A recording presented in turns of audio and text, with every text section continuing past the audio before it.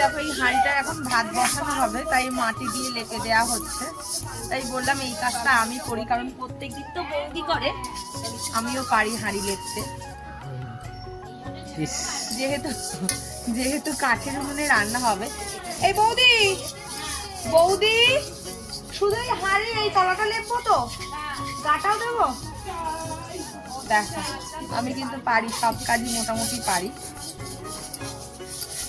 আমার ভালোই লাগে সব করতে।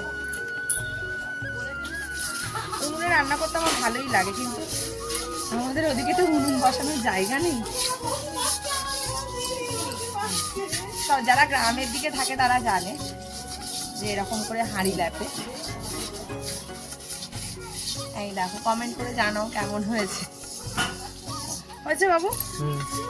দেখ তো হয়েছে? হ্যাঁ হয়েছে।